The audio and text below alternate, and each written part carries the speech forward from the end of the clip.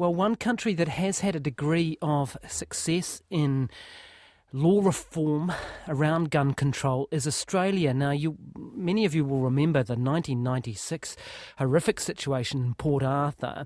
35 people killed, 23 wounded there.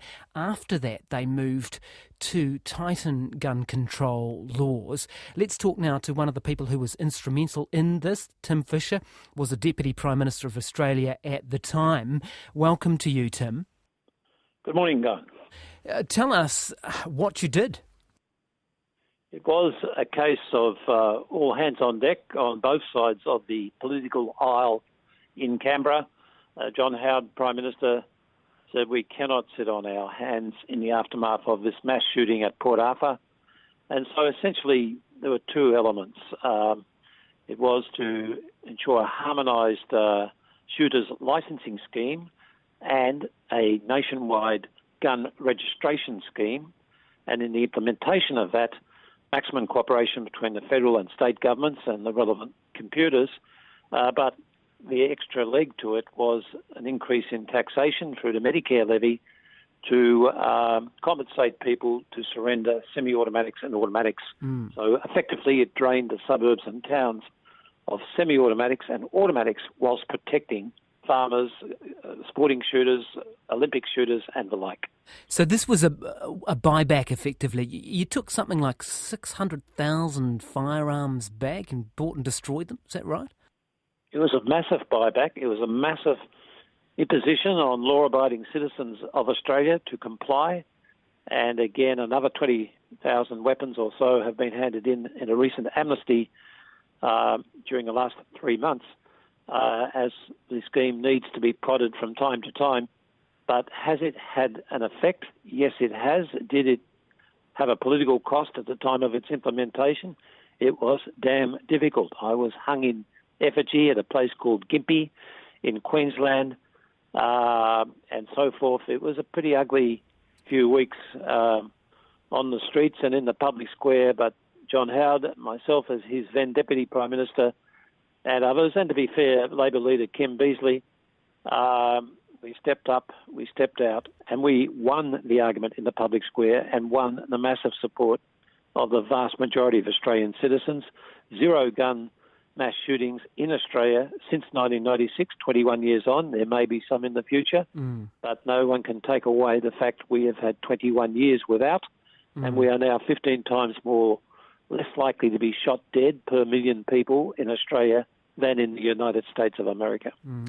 It's fascinating, the political context. I believe you were the leader of the Nationals at the time in the Liberal National Coalition, and as I understand it, that's the rural party, if you like, in Australia. I imagine that your job selling that would have been pretty tough. It was. Sadly, I was leader of the Australian Nationals and not the New Zealand Nationals, and didn't have several terms as Prime Minister like John Key. But we form a coalition with the Liberals.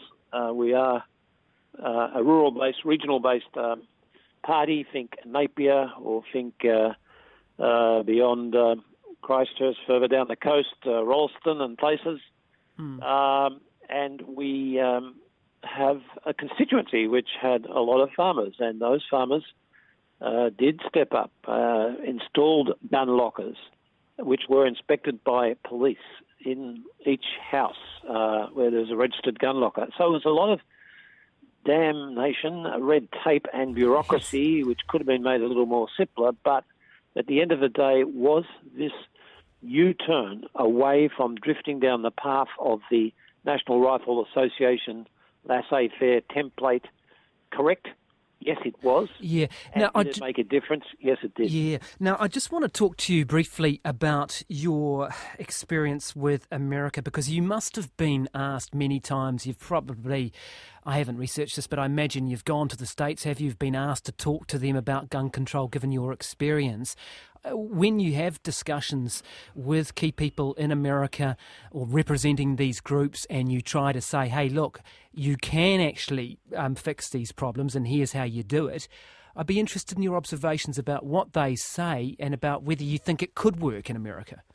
I tackled Americans most notably in the 3 years I was in Rome, and he came through, and the American ambassadors and diplomatic staff, as well as when I go to the USA, and I now make them squirm. I mean, you only live so long on the earth, and I'm no longer polite about it. I say you have a duty to stand up to the NRA, and most of them, of course, don't even own guns. It's sort of people you encounter at trade conferences and military history conferences and the like.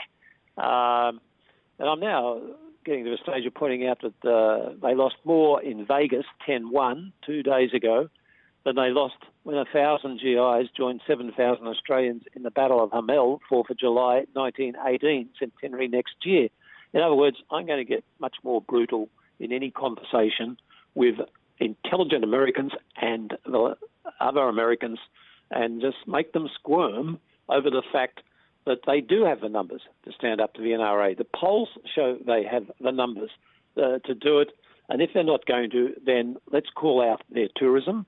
Let's start to issue warnings about travel to the USA. And I think the world deserves better from the so-called world leader, the USA, and the sooner the better. Any hope for change, Tim? Yes, Trump on his way to Puerto Rico said, yes, we'll discuss gun laws down the track. He, of course, if you drill down, has said sensible things about guns.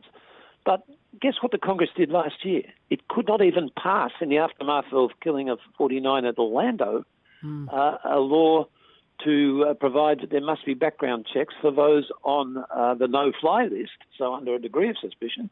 Not even that could get past the Congress. And now they've got Republican legislation to facilitate the provision of silencers right across America, not just in game parks and shooting areas, hunting areas.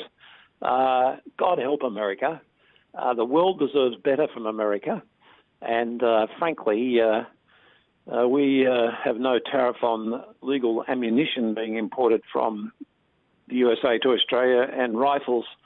If they keep going on like this, I think when I saw the sickening increase in the share price of gun stocks in the USA in the last 24 hours, I think it's time we roughened up our tactics every which way. And I say that as a former Minister for Trade like Dr. Lockwood Smith and others were in New Zealand.